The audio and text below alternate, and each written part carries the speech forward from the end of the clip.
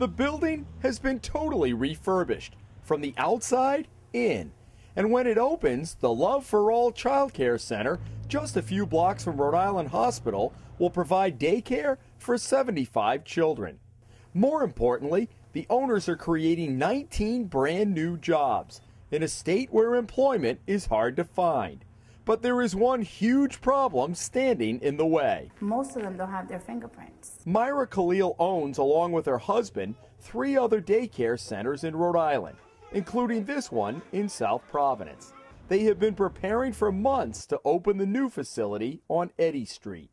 But it remains vacant, stranding potential workers on the unemployment line, because several of the larger communities in the state are backlogged on fingerprinting, a requirement for daycare employees and many other professions in the post-9/11 era. Through DCYF regulations, we cannot leave a person who has not been cleared for fingerprinters by themselves with the children, which ultimately what that does, it defeats the purpose.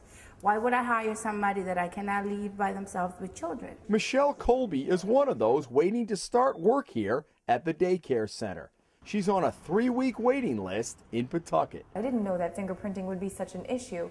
I lived in New York. It was a piece of cake. I was told you need to go fingerprinted. You walk down to the station, you got it done. The Hummel Report found the waiting list in Cranston nearly 4 months.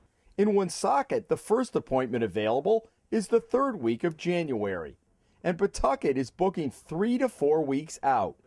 The communities blame state cutbacks and the fact they lose money most of the time because they are required to pay the FBI to register the prints, but by law are unable to charge the person being fingerprinted.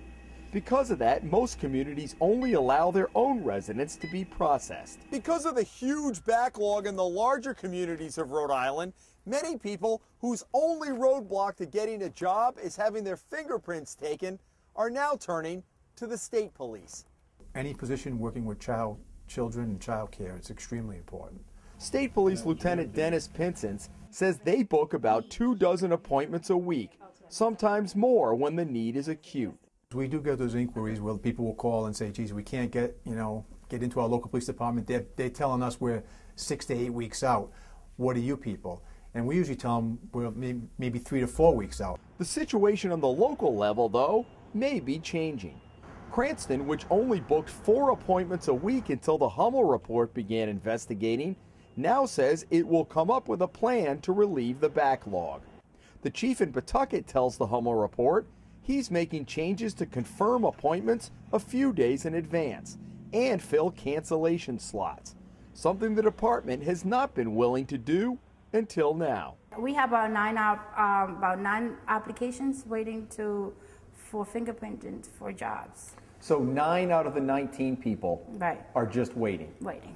You have jobs for them? You have jobs once we open. In a state that has one of the highest unemployment, you are offering a job. Exactly. And they can't get it.